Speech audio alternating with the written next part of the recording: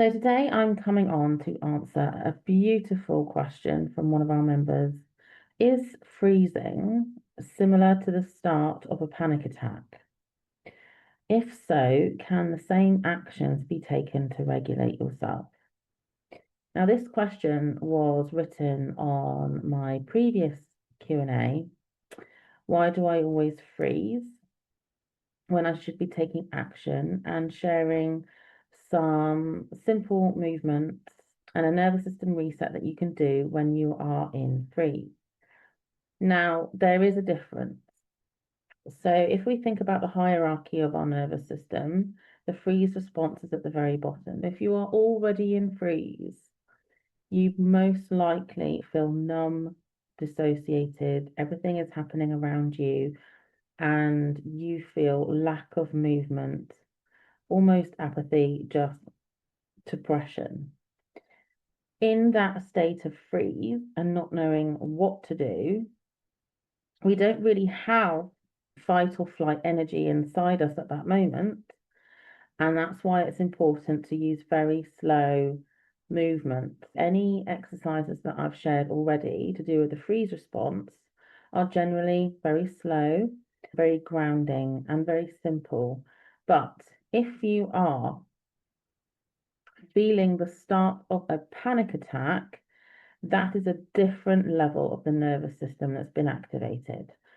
So anything can trigger this feeling of panic attack, and it's usually memory based and feeling trapped and the need to fight or flight. So you either feel triggered by a situation that you feel you have to fight, or you want to get out of it because the situation doesn't make you feel safe.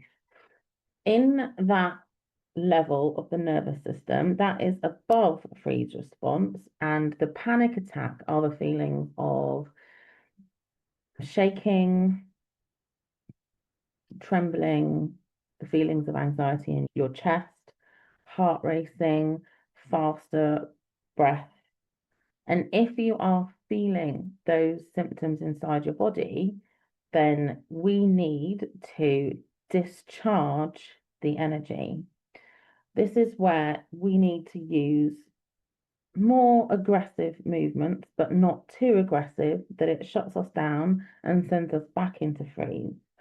So aggressive sounds like a strong word, but we're not going out for a jog, we're going for a walk. So there is a subtle difference here. So we're not going to scream and shout. We're going to maybe grab a towel, and we're going to grab both ends of the towel and give it a good squeeze so we can discharge the energy that we're feeling in our body. Again, it's safe and it's slow, and it isn't a huge, big movement. Another one that's really good for these feelings, if you feel like an anxiety attack is coming on, we can do body tapping. And we just use the full palm of our hand and body tap all over. So if you feel that heart racing,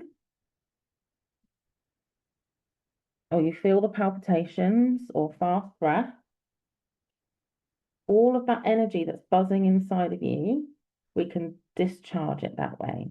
Another really good one is to go and walk outside barefoot and ground, and use the earth beneath your feet to help ground the energy within you.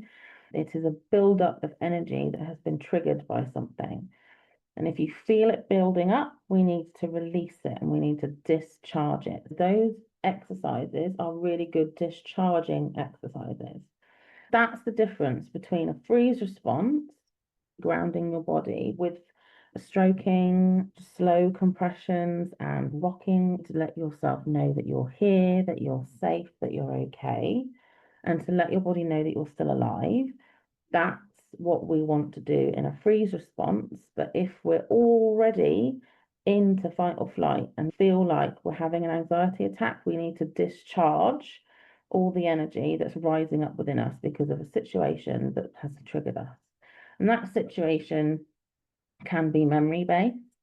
So it might not actually be happening to you right now, but you remembered something from the past, or it is happening to you right now and you're responding to it and your body is feeling that. So I hope that makes it a little bit clearer with the difference between the different states and how we can shift between one to another.